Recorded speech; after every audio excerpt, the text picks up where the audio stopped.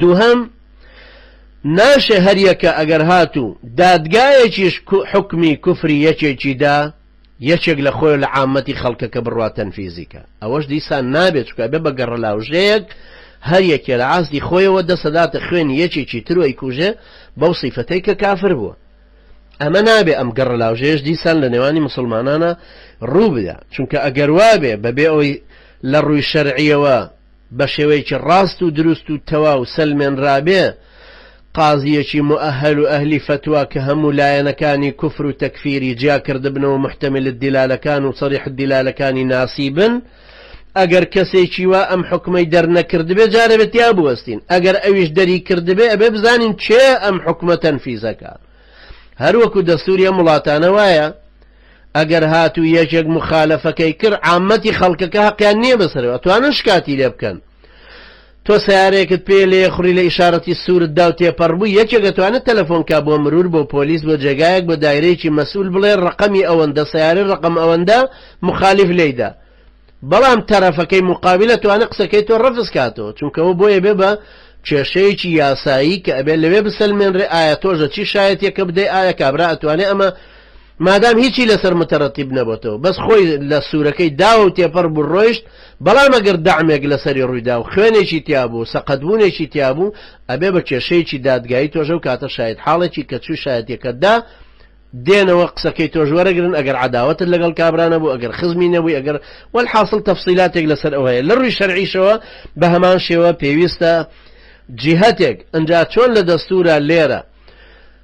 دادگا بڕیارەکە ئەدا بەڵام دایرەی پۆلیس تەنفیزیەکە بۆ نمونە تۆ طرد و ڕەفزت بۆ دەرچووە لە بەریتانیایی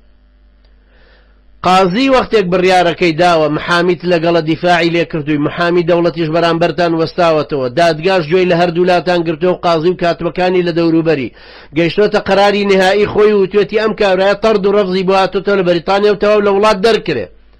قازی نایە ملی تۆ بگرێ و دەریکە عامەتی خەڵکەکەش ناڕوایەکێک لە بەرمەنگامەوە بێ ملت بگرێ و دەرتکە پێویستە پۆلیس کە دەسەڵاتداری تەنفیزیە جێبەجێکردنی یاسایە ئەو دێ تەنفیزیەکە لە ئیسلامیشە بە هەمان شێوەیە نابێت دوای ئەوەی حتا ئەگەر هات و قازیەکی مؤهل شایان و ڕێکوپێک و ئەهلی فتوا و شارەزا چاوکراوە و زیت و وریا حکمەکەی دەرکرد ناشێ هەر یەکێک لە عاسی خۆی بڵێ ئەمە حکمەکەی دەرکراوە پێویستە تەنفیزی بکەین هەروەکو هەندێک لە ئێوە ڕەنگە بزانن ئەزهەر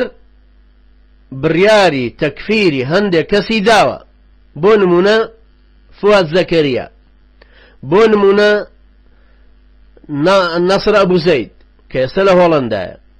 ئەزهەر وەختێک گوێی لە نەسر ئەبوو زەید گرت و مناقەشەی کرا و محامی هەبوو ئەهلی فتوا لە ئەزهەر بڕیاریاندا کە ئەم کابرایە مرتەد بۆتەوە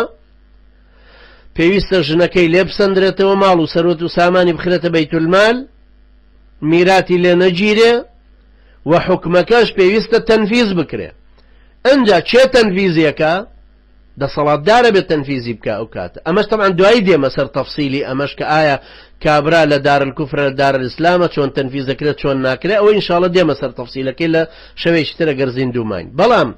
نابێت لە دایرەی ئیسلامەکەشا ببێ بە گەڕەلاوژەیەک ئێمە دارالئیسلامێکمان بۆ خۆمان ساز کردبێ یەکێک قازیەک حکمی یەکێکی دابێ کە ئەمە کافر بۆ حکمی کوفری بەسەرا تەطبیق کردووە هی تەکفیری یەکێکیکە بڕوا لە کۆڵانەکە فیشەکێکی پێوە نەبیکوژێ نەخێر ئەو کاتە ئەبێ دیسان ئاگداری ئەوە بین کە چێ ئەو تەنفیزی ئەو ئەحکامەکە چونکە ئەو کاتە ئەگەر وانە بوو ئەبێ بە گەڕەلاوژێ و خوێن ڕشتنێک و ماڵ بە هەدردانێک چونکە تۆمەتەکان زیاتر ئەبن ئەنجا هجری خەڵکی واتە واز لێهێنانیەوەی بە سیفەتەوەی کە کافر بووە نکاح هەڵەوەشێتەوە ژن و مناڵ جیا ئەبنەوە لە یەکتری نوێژی لەسەر ناکرێت لە قەبرستانی مسلمانە نانێژرێ ناشۆرێت دفکفن ناکرێت ئەحکامێکی زۆر لەمانەوەکو ئیمامی ابن تەیمیە ڕەحمەتی خوای لەبێ لە مجەلەدی 24 لاپەڕە 285 تەفسیلاتێکی لەسەر ئەوە داوە دوای ئەوەی کە خوێنی حەڵاڵەکرێت چۆن معنای خوێن حەڵالکردنەکەی چییە و چەند شتی تری لەسەر دروست دەبێت ئەبێنەوە